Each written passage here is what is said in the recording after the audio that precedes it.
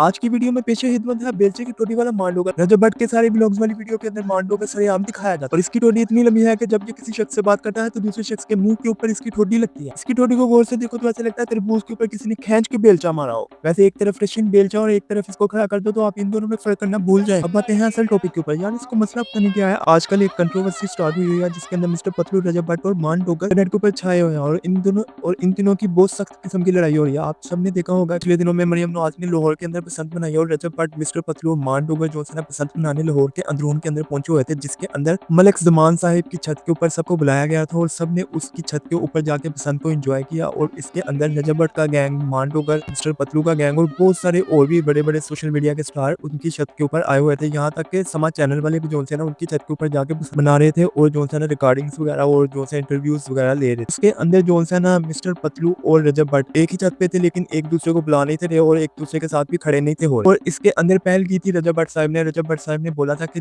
Mister Patlu जो है वो डक्की भाई से मिला था और डक्की भाई के साथ मिलने से मिस्टर पतलू ने डक्की भाई के साथ एक छत के ऊपर बसंत बनाई थी, गुड़िया शुड़ियां उड़ाई थी, बैठ के खाना खुना खाया था। और ये बात जो है ना रजब भट्ट को पसंद नहीं आई और उन्होंने मिस्टर पतलू के साथ इख्तलाफ कर लिया और उन्होंने ये गाना बोला कि निमा उन्ना नाल बहंदा जिहड़े सारे नाल बहंदा। तो फिर रजब भट्ट के इस गाने के बाद जो है मिस्टर पतलू ने भी इस एक गाना बोला, उस्ताद उस्ताद पता नहीं क्या गाने, एक दूसरे को गानों के अंदर जवाब दे रहे थे। तो ये बात बढ़ती जो है ना फैमिली तक कहाँ पहुंच गई और इसके बीच कूद के छलांग मारी मांडोगर ने, बड़ी ठोडी वाले बेलचे के मुंह वाले ने। उसने इसको आग इस तरह लगाई कि पूरा मुंह के अंदर पेट्रोल डाल के इन दोनों के ऊपर फेंक दिया और दोनों को आग लग गई। माओ बहनों तक बात लेके जाने के बाद बात इतनी बढ़ चुकी है कि कल मैंने टिकटॉक खोला और रजब भट्ट की माँ का जो टिकटॉक के ऊपर डांस चल रहा है। तो ये अच्छी बात नहीं है, मैं इस बात को अच्छा नहीं समझता। वैसे तो इन तीनों की लड़ाई पसंद के बाद से चल रही है इंटरनेट के ऊपर और एक दूसरे को धमकियां लगाई जा रहे हैं। वो उसको कहता है कि बेलचे के मुंह वाला, वो उसको कहता है, उसको गालियां निकालता है, वो उसको गालियां निकालता है, वो दोनों को गालियां निकालता है, वो तीनों को गालियां निकालता है। ये दोनों तीनों एक दूसरे को गालियां निकाली जा रहे हैं और माओ बहनों तक पहुंच गए। और कल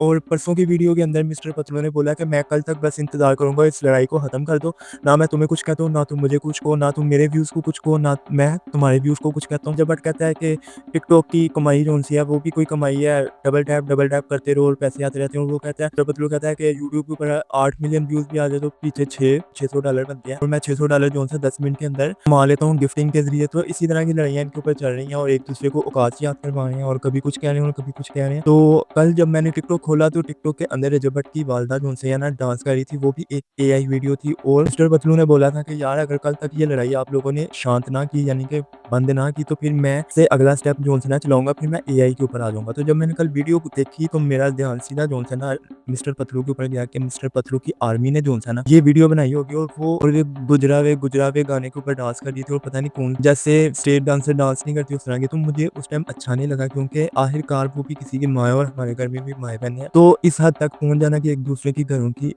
घरों की औरतों को इंटरनेट के ऊपर इस तरह नचाना शुरू कर देना, ये कोई अच्छी बात नहीं होती। इस लड़ाई को यहीं पे इनको खत्म करना चाहिए और एक दूसरे से सुलह करनी चाहिए और जप्पी डाल के मामले को रफू दफा करना चाहिए, ना कि इस मामले को इतना बढ़ाया जाए कि एक दूसरे की फैमिली को इंटरनेट के ऊपर नचाया जाए। तो आप सब लोग इस बारे के अंदर क्या अपना पॉइंट ऑफ व्यू रखते हैं? आप सब लोगों को लगता है कि एक दूसरे को इनका जवाब देना बनता है और एक दूसरे के साथ इनकी कंट्रोवर्सी स्टार्ट रहनी चाहिए? तो आखिरकार इनकी लड़ाई जो सी ना 1-2 वीक चलेगी और आखिरकार बंद ही हो जाएगी, लेकिन इनको बाद में पछतावा होगा कि हम तीनों ने एक दूसरे के साथ क्या किया और एक दूसरे की माएँ बहनें पुन दी हैं और बाद में इन्होंने पछताना कि यार हमें ये नहीं था करना चाहिए या हमें ये नहीं था करना चाहिए। अक्सर इंसान जिस बात में आके कुछ ऐसी हरकतें कर देता है जिसका उसको बाद में पछतावा होता है, तो ऐसी हरकतें इंसान को नहीं करनी चाहिए जिससे बाद में पछतावा हो और जो है ना एक मग पानी का मांगे और उसके अंदर डूबने को कूदे।